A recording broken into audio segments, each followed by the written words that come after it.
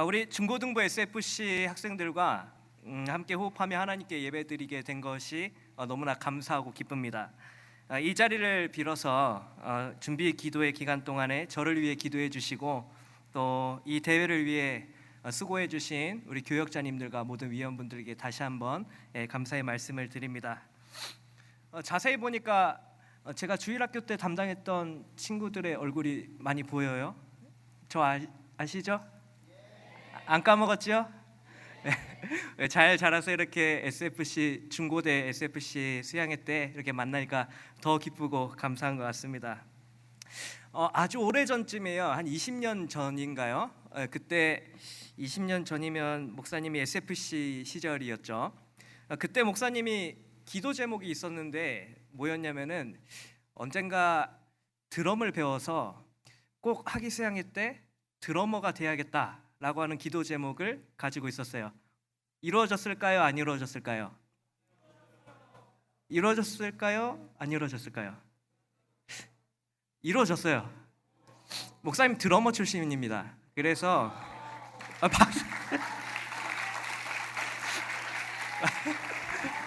네. 학위 수양회 때 드러머도 했고 전국 SFC 그 동기 수양회 때도 드럼을 했어요. 민지가 드럼을 쳤는데 저보다 조금 못 치는 것 같긴 한데 농담이다. 저보다 훨씬 잘 쳐요. 정말 잘 쳐요. 예. 자, 아무튼 그 정도로 좀 치긴 했어요. 잘 쳤습니다, 나름. 예. 그렇게 드러머를 하고 나니까 목사님한테 또 다른 기도 제목이 하나 생겼어요. 나중에 언젠가 기타를 배워서 이 수양회 때 찬양을 인도하는 리더가 되고 싶다라고 기도를 하게 됩니다. 이루어졌을까요? 안 이루어졌을까요? 이루어졌어요. 그래서 대학생대회도 그렇고 동기사양회도 그렇고 여기서 우리 고은이가 한 것처럼 찬양 인도를 했습니다. 고은이는 저보다 훨씬 잘하는 것 같아요. 너무 잘해요. 예, 너무 목소리도 아름답고 저 같은 음치와는 다르게 너무 잘합니다. 군대 전역하고 그렇게 기타를 배워서 리더가 되었고 여기서 끝이 아니라 목사님한테 또 다른 기도 제목이 하나 생겼어요. 그게 뭐냐면은 언젠가 목사가 되면 강단에서 SFC 학생들에게 말씀을 꼭 선포해보고 싶어요 라고 기도했었어요. 그런데 그 기도의 제목이 바로 오늘 이렇게 응답받게 되었습니다. 너무나 감사하고 너무나도 기뻐요. 그런데 기도의 제목이 막상 이렇게 현실이 되니까 얼마나 떨리고 얼마나 긴장이 되는지 모릅니다. 그러나 목사님은 있는 그대로 하나님의 말씀을 전할 뿐이고 은혜를 주시는 분은 바로 성령 하나님이시다 라고 하는 것을 확신하게 되니까 이 마음이 좀 편안해졌어요. 최선을 다해 준비했고 이제 하나님의 일하심을 이 수양의 기간 동안에 기대해 보려고 합니다. 2박 3일 동안 목사님은 여러분들과 함께 예배의 본질에 대해서 살펴보려고 해요. 우리는 과연 하나님 앞에 어떤 예배를 드리고 있는가? 우리가 드리고 있는 예배에 참된 기쁨이 있는가? 교회뿐만 아니라 우리의 삶에서도 하나님을 예배하고 있는가? 이 세 가지를 우리 수양의 기간 동안에 함께 살펴보려고 합니다. 우리 말씀을 들을 때마다 예배에 대해서 다시 깊이 생각해보고 하나님과 깊이 있는 교제를 나누는 복된 시간이 되기를 간절히 바라겠습니다. 제가 기도하고 우리 예배 시작하도록 하겠습니다. 살아계신 하나님, 은혜와 사랑을 참 감사합니다. 오늘 하나님 앞에 우리들이 마음과 힘과 정성을 다하여서 하나님을 예배하기 원합니다. 오직 하나님 홀로 영광 받아 주시옵소서. 예수님의 이름으로 기도드립니다. 아멘. 자, 인간의 제일 되는 목적, 우리 웨스트민스터 신앙고백서 소요리 문답에서 말하고 있죠. 사람이 제일 되는 목적은 무엇입니까? 라고 하는 거 많이 들어봤죠? 답이 뭘까요?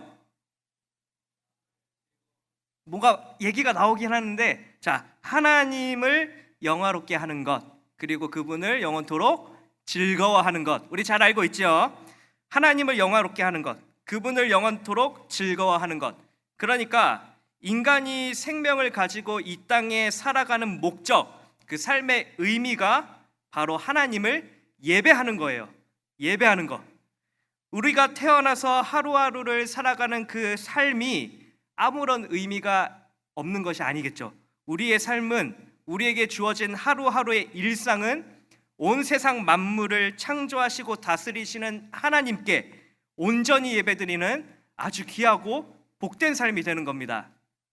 성경에 보면은 인간의 제일 되는 목적, 즉 인간이 하나님을 예배하는 존재로 지음받았다는 것을 아주 자주 언급합니다. 혹시 말씀 준비되었을까요? 우리 이사야 43장 21절입니다. 우리 함께 읽어볼까요? 시작. 이 백성은 내가 나를 위하여 지었나니 나를 찬송하게 하려 함이니라. 아멘. 이렇게 말씀하고 있고, 또 이어서 시편 95편 6절도 있죠. 우리 함께 읽어보겠습니다. 시작. 오라 우리가 굽혀 경배하며 우리를 지으신 여호와 앞에 무릎을 꿇자 라고 말씀하고 있습니다. 구약뿐만 아니라 신약 성경에서도 이런 말씀이 있어요. 요한복음 4장 24절 함께 볼까요? 자, 시작. 하나님은 영이시니 예배하는 자가 영과 진리로 예배할지니라. 이렇게 말씀하고 있고, 요한계시록 4장 11절도 한번 볼까요? 시작. 우리 주 하나님이여 영광과 존귀와 권능을 받으시는 것이 합당하오니. 아멘. 이렇게 선포하고 있죠. 성경은 시종일관 인간은 하나님께 예배하는 존재다, 하나님의 이름을 송축하고 그분의 영광과 권능을 찬양하는 존재다라고 증거하고 있죠. 여기까지 우리 내용 정리 한번 해보겠습니다. 우리가 이 땅에서 살아가는 목적이 뭐예요? 하나님을 예배하는 겁니다. 하나님을 예배하는 것이 우리의 삶의 이유가 되는 겁니다. 그런데 생각해 보면은, 그러면은 예배가 뭐지? 예배라는 것이 도대체 뭘까요? 이렇게 한번 생각해 본 적 있어요? 예배라고 하는 그 단어, 예배 그 자체에 대해서 우리가 너무나 당연하니까 이것을 깊이 있게 생각해 본 적은 없는 것 같아요. 하나님께 예배드린다, 우리가 하나님 앞에 예배자로 서 있다, 이렇게 말할 때 예배의 정의가 무엇이냐면 하나님을 경외하는 것을 말합니다. 하나님을 경외하는 것, 하나님을 높여드리는 거예요. 경외는 내가 낮아지고 하나님만이 드러나는 시간이 바로 예배가 되는 겁니다. 그러면은 우리가 자리에 앉아서 1시간 동안 교회에 앉아 있는 것이 예배일까요? 1시간 동안 예배 자리에 앉아 있기만 하면 그거를 예배라고 할 수 있을까요? 정확히는 아니죠. 왜냐하면은 하나님을 경외하는 마음이 그 안에 없다면 그것은 예배가 아닌 겁니다.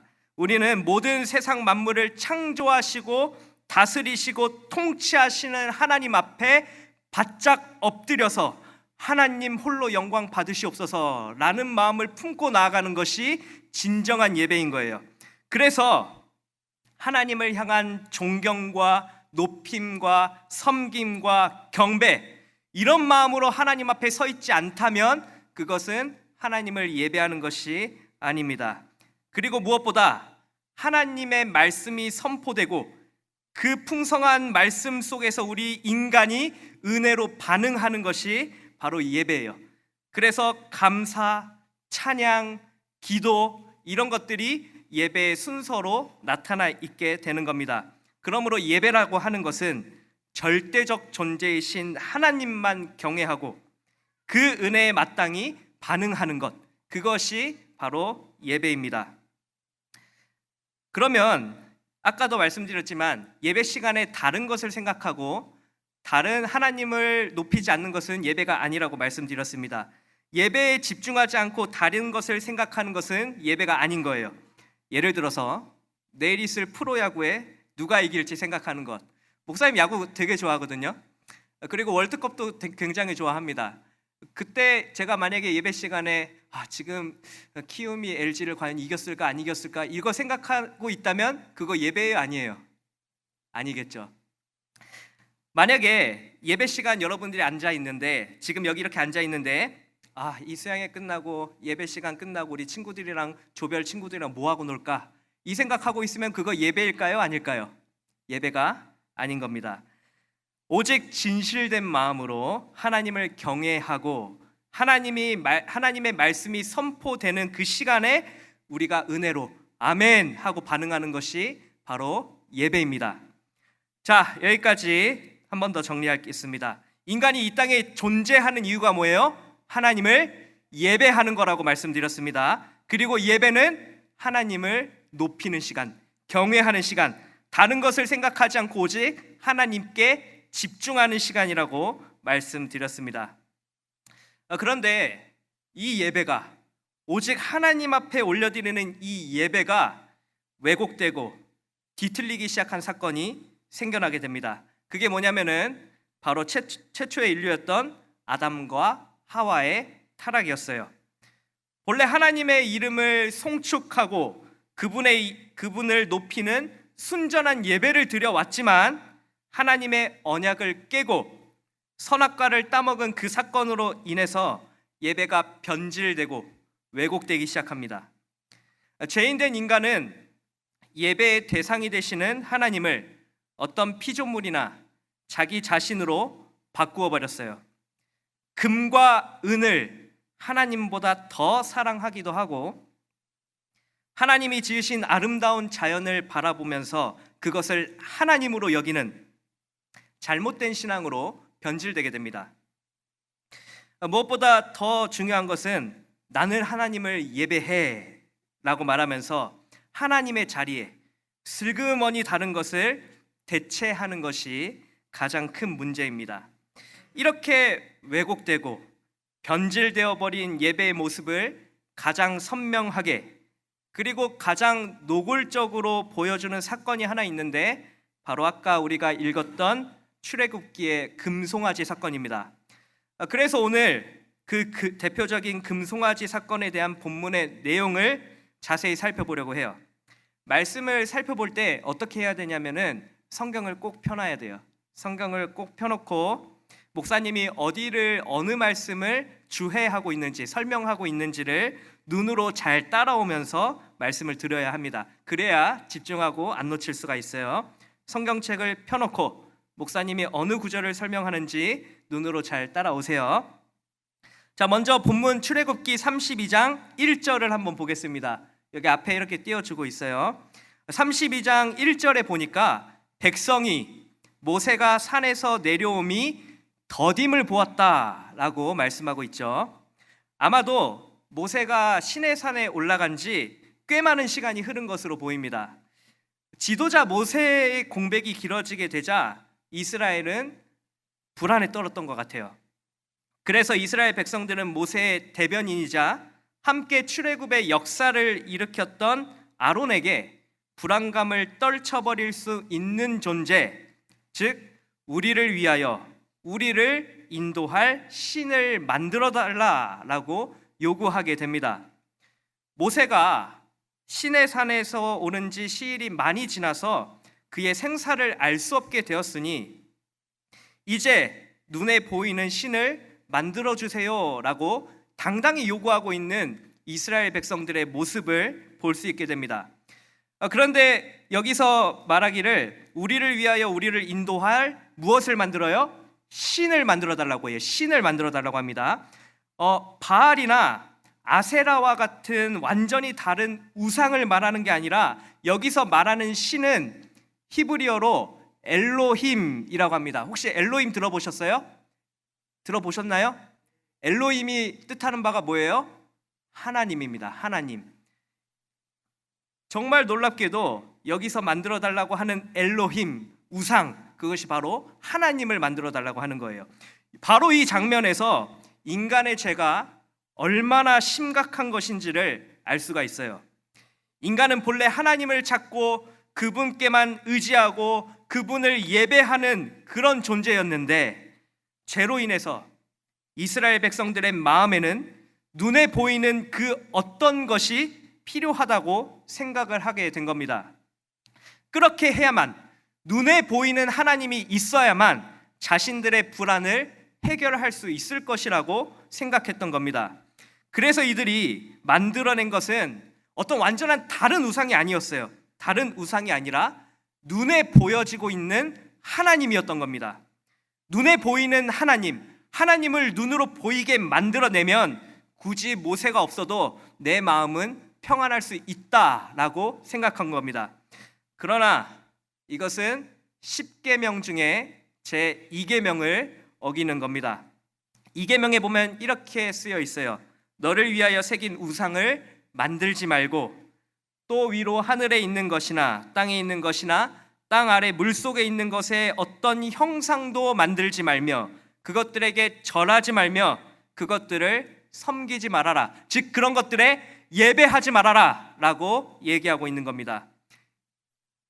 이처럼 이스라엘 백성들의 수준은 보지 않고는 도무지 믿지 못하는 그런 수준에 불과했다는 것을 이 말씀을 통해서 알 수가 있습니다. SFC 학생 여러분, 꼭 기억하셔야 됩니다. 하나님은 우리가 세상에서 볼 수 있는 어떠한 모형이나 형체로 표현되지 않으시는 분이십니다. 이 세상에 보고 만질 수 있는 그 무엇도 하나님의 놀랍고도 아름다움을 나타낼 수가 없어요. 만약 하나님의 형상이 허용된다고 한다면, 하나님의 형상이 허용된다고 한다면 인간은 그 형상에만 몰두하고 그 앞에 절하게 되고 말 거예요. 그것을 섬기게 될 겁니다. 그 자체를 우상으로 만들어버리고 말 겁니다. 그런데도 이스라엘 백성들은 자신들의 불안감, 모세의 빈자리에 대한 불안감을 떨쳐버리기 위해서 눈에 보이는 하나님을 만들고자 했습니다. 이것은 명백한 10계명 위반입니다. 하나님의 말씀에 대한 불순종이에요.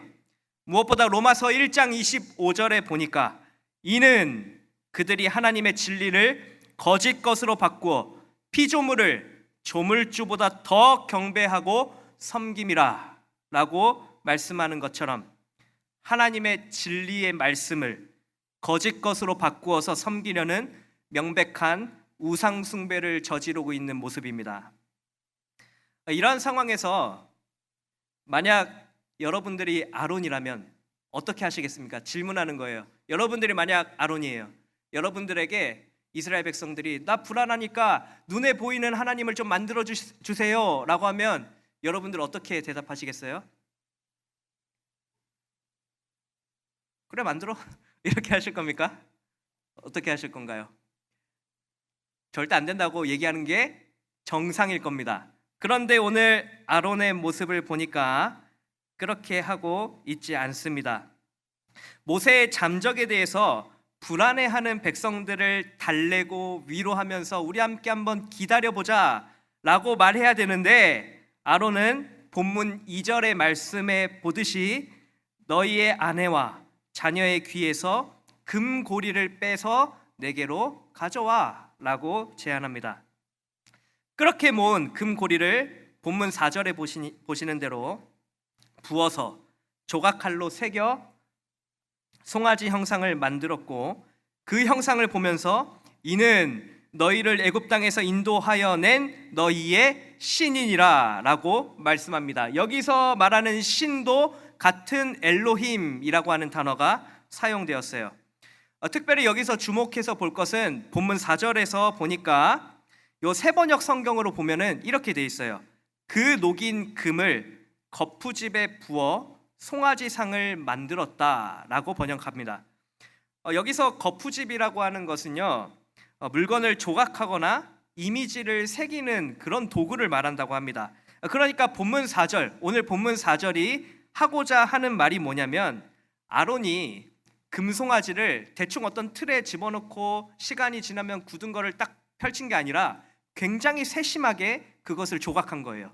여기가 좀 삐뚤어졌네. 여기가 삐뚤어졌네. 요것을 이렇게 고치고 그리고 아주 모양을 잘 다듬어서 매우 정교하게 많은 시간과 노력을 투자해서 만들었다는 겁니다. 아론은 지도자인 아론이 매우 심각한 죄를 범하고 있는 겁니다. 심지어 이후에 시내산에서 내려온 모세에게 문책을 당하게 되는데 24절 출애굽기 32장 24절에 보시면 모세가 물어봐요.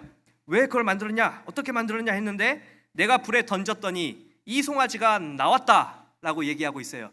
정교하게 다듬어서 만들었으면서 불에 던졌으니까 갑자기 송아지가 툭 튀어나왔다라고 거짓말까지 하고 있는 장면을 보게 됩니다. 여호와 하나님과 금송아지도 제대로 구분하지 못하는 그 아론은 정말이지 사람의 만족을 채워주고 인기주의에 함몰되어 버린 가장 저질스러운 모습을 보여주고 있는 장면이 됩니다. 다시 생각해 볼게요. 이 아론이 만들어낸 것은 눈에 보이는 하나님이라는 것이 금송아지였어요. 송아지였습니다. 송아지. 여러분, 송아지 하면은 어떤 느낌이 드나요? 송아지 귀엽죠? 예. 근데 눈에 보이는 하나님을 겨우 송아지로 폄하해 버린 겁니다. 그런데 생각해 보면 고대 사회에서 이 송아지는 주권, 그리고 리더십, 넘치는 힘, 다산을 상징하는 동물이었다고 합니다. 그래서 꽤 많은 사람들이 소를 우상화하거나 자신을 섬기는 신들로 여겼습니다. 열왕기상 12장 28절에 보니까 여로보암도 하나님의 임재를 상징하는 법궤 대안으로 금송아지를 만들었는데 역시 같은 맥락에서 이해해 볼 수가 있습니다. 하나님을 겨우 금송아지로 폄하한 것에 그치지 않고 이 이스라엘 백성들은 더 나아가서 하나님을 대체하는 금송아지 형상 앞에서 본문 5절 말씀을 보니까 제단을 쌓습니다. 내일은 여호와의 절일이니라 라고 선포하기까지 해요. 본문 6절에 보니까 아예 일찍이 일어나서 번제와 화목제를 드리면서 먹고 마시며 뛰노는 등 종교 대축제를 벌이고 있는 것을 볼 수가 있습니다. 번제와 화목제 뭔지 아세요? 번제와 화목제는 하나님께 드리는 예배입니다. 이들은 지금 금송아지를 하나님으로 여기면서 그것이 마치 하나님께 올려지는 예배다라고 착각하고 있는 겁니다. 또한 이들은 자기 감정에 취해서 하나님이 자신들의 행위를 기뻐 받고 계신다고 착각합니다. 본문 6절 하반절 말씀에 보니까 이렇게 적혀 있죠. 백성이 앉아서 먹고 마시며 일어나서 뛰노니라 라고 말씀합니다. 먹고 마시는 교제까지, 뛰놀며 즐기는 춤이 마치 하나님이 기뻐 받으시는 예배라고 착각하고 있었던 겁니다. 하나님께서는 아예 8절의 말씀에서 그것을 예배하며 그것에게 제물을 드리며 말하기를 이스라엘아 이는 너희를 애굽 땅에서 인도하여 낸 너희 신이라 라고 말하는 것을 볼 때 이스라엘 백성들은 자신들이 하나님 앞에 합당한 예배를 올려드리고 있다라고 착각하고 있었음을 알 수가 있습니다. 그러나 이들이 먹고 마시며 춤을 추는 그 행위는 술 취함과 무분별한 성관계 등을 포함한 광란의 파티에 불과했습니다. 물론 이스라엘 백성들은 똑같이 하나님께 예배했고 제물을 하나님께 드렸습니다. 자기들 나름대로의 예배, 모든 형식을 갖춘 예배를 자기들만의 하나님께 올려드린 거예요. 사랑하는 SFC 학생 여러분, 한번 물어보겠습니다. 이 예배 하나님께서 기뻐 받으셨을까요? 절대 그렇지 않죠. 하나님은 이들의 예배를 받지 않으십니다. 이스라엘이 올려드린 그 제물은 모두 낭비되었습니다. 하나님은 경건하지 못한 제물과 마음을 거부하실 뿐만 아니라 혐오하시는 분이십니다. 오히려 하나님께서 모세를 통해 9절의 말씀에 보시는 대로 이 백성을 보니 목이 뻣뻣한 백성이로다 라고 강하게 책망하시는 것을 볼 수가 있습니다. 하나님의 마음에 맞지 않는 예배, 그 대상이 왜곡되고 변질된 예배는 하나님께서 절대로 기뻐 받으시지 않음을 우리는 반드시 기억해야 하겠습니다. 여기서 중요한 것은요, 이스라엘 백성들이 하나님을 대놓고 거부하고 있지는 않다는 거예요. 다시 말씀드립니다. 이스라엘 백성들은 금송아지를 보면서 이것이 우리를 인도하여 낸 엘로힘 하나님이다라고 말했어요. 제단을 쌓았고 번제와 화목제를 드렸고 절기를 선포했고 그 앞에서 뛰놀며 경배하는 몸짓까지 전부 다 예배라고 생각했습니다. 겉으로 보면 완벽한 예배의 모습이었어요. 그런데도 하나님께서는 이것을 우상숭배다라고 부르고 계십니다. 왜 그렇습니까? 예배의 대상과 동기가 완전히 왜곡되었기 때문입니다. 이들의 진짜 목적은 하나님을 높이는 데 있지 않고 모세가 떠난 빈자리가 너무나도 불안해서 그 불안을 채워줄 수 있는 눈에 보이는 하나님을 만들었을 뿐입니다. 무언가 자신에게 줄 수 있는 그 하나님을 요구했던 것뿐이에요. 하나님을 단지 자신의 만족과 유익을 채워줄 수 있는 그런 수단으로 전락시켜버린 겁니다. SFC 학생 여러분, 그렇다면 우리가 하나님께 드리고 있는 예배가 어떤지 두 가지로 함께 정리해 보려고 합니다. 첫 번째로, 예배를 혹시 나의 불안을 잠재우는 수단으로 여기고 있는 것은 아닌지 우리는 끊임없이 점검해야 합니다. 여러분, 학생회 때에 우리에게 가장 큰 불안이 뭐예요? 아마도 미래에 대한 불확실성이라고 생각합니다. 진로가 명확하지 않는 불안감, 학업과 입시 스트레스, 경쟁 속에서 도태됨, 취업에 대한 여러 어려움. 이러한 미래에 대한 불확실성은 여러분에게 불안감을 가져다 줍니다. 그런 가운데 우리는 하나님께 열심히 예배드리며 찬양하고 뜨겁게 눈물 흘리며 기도합니다. 하나님 앞에 불안을 토로하며 위로를 얻고자 하고 하나님이 주시는 소망을 발견하기 위한 몸부림을 치기도 합니다. 저는 이러한 모습이 너무나도 선하고 너무나도 감사한 모습이라고 생각합니다. 그런데 혹시라도 내가 열심히 예배를 드렸으니 이제 하나님께서 내 성적을 올려주실 차례야, 이렇게 생각하고 있지는 않나요? 내가 이렇게 간절히 기도했으니까 좋은 대학 갈 수 있도록 길을 활짝 열어주실 거야 라고 하는 마음이 있지는 않나요? 내 시간을 하나님께 드렸으니 이제 하나님이 날 위해 무언가를 해줄 차례구나 라고 당연하게 생각하고 있지는 않으시나요? 물론 개혁주의 신학에서 우리의 필요와 소망을 구하는 것은 너무나 당연한 권리이고 성경적인 원리입니다. 우리는 하나님 앞에 구할 것을 마땅히 구해야 합니다. 그런데 만약 여러분들의 마음속에 하나님 앞에 드리는 예배가 내 앞날의 불안을 해소해주고 내 성공을 보장받기 위한 수단 정도로만 여기고 있다면, 나의 만족과 안정을 위해 언제든지 꺼내줄 수 있는 그 대상으로 하나님을 생각하고 있다면 그것은 하나님을 금송아지로 폄하하고 있는 것이나 다름없는 것입니다. 마치 이스라엘 백성이 자신들의 불안감을 해소하기 위해서 눈에 보이는 하나님을 만들어낸 것처럼 우리 역시 미래에 대한 불안과 불확실성을 해소하기 위해 위대하신 하나님을 금송아지로 취급하고 있는 것일 수도 있는 것입니다. 그러므로 우리는 하나님의 선하신 주권을 의지해야 합니다. 수련의 기간 동안에 내 시간을 드리고 열심히 예배드리고 힘을 다해 찬양하고 기도했으니 이제 하나님이 당연히 보상을 좀 해주셔야지요 라고 하는 거래적 마인드가 아니라 하나님의 뜻대로 이루어지기를 간절히 바라는 믿음이 여러분에게 필요한 것입니다. 혹시라도 예배를 통해 무언가를 보상받기 위한 것에만 몰두하고 있는 것은 아닌지 꼭 점검하시기를 바랍니다.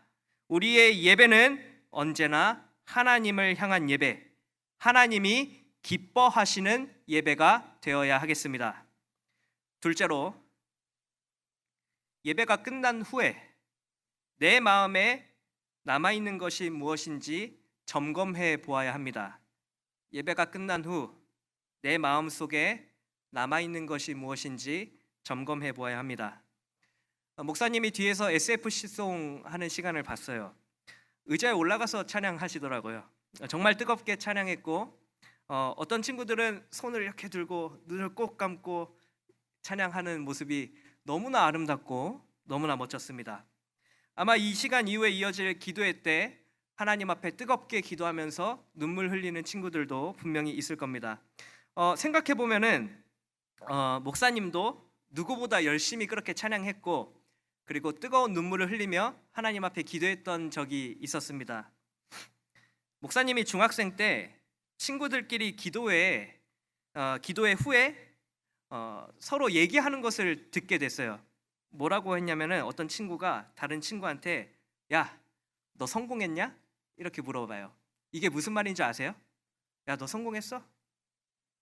이게 무슨 말이냐면요, 처음엔 무슨 말인지 몰랐는데 알고 보니까 너 기도회 시간에 울었어? 이거예요. 울었으니까 은혜 받았다, 이런 취지로 물어봤던 것 같아요. 그러니까 철없는 어린 시절에 눈물 흘리며 기도하는 것이 은혜 받음의 기준이 되었던 겁니다. 그래서 목사님은 그때 이렇게 생각했어요. 울어야 은혜 받는 거구나. 잘못된 생각을 했던 거죠. 그렇다고 울면서 기도하는 게 나쁘다는 게 절대 아닙니다. 울면서 기도하는 것 너무나 당연하고 감사한 거예요. 또 한 번은 대학생 때였어요. 목사님이 전국 SFC 찬양 리더도 했지만 행정 총무도 했어요. 이 대회를 이끌어가는 총무요. 아무튼 행정 총무를 했는데, 그런데 목사님이 일을 막 잘하는 스타일은 아니거든요. 목사님에게는 그 일이 너무 힘들었어요. 이리 치이고 저리 치이고 일은 진행이 안 되고 몸과 마음은 지쳐 있고, 이런 마음으로 기도의 시간에 참여를 했어요. 기도의 시간 불 다 꺼지고 잔잔한 세션 드럼에 빵빵빵빵 하고 하니까 갑자기 감정이 확 복받쳐서 눈물이 쏟아지는 거예요. 막 울었던 기억이 있어요. 그렇게 기도의 시간에 울고 나니까 마음이 어땠을까요? 굉장히 후련했어요. 마음이 평안하고 후련하다, 이렇게 마음이 평안할 수가 없었어요. 그런데 이유가 문제였습니다. 제 모습에는 변화가 없었고 똑같이 힘들었고 기쁨과 감사는 찾아볼 수도 없었어요. 곰곰이 생각해 보니까 그 당시에 제가 하나님 앞에 올려드렸던 뜨거운 찬양과 기도의 시간을 통해 흘렸던 눈물은 그동안 쌓였던 스트레스를 풀고 잔잔한 세션 속에 받는 분위기에 취한 감정이었던 거예요. 은연중에 예배를 통해서 저의 감정을 해소하려고 했던 거예요. 물론 우리가 하나님 앞에 이러한 감정을 통해서도 우리의 신앙은 성장합니다. 하나님께서는 우리의 감정도 사용하시는 분이시니까요.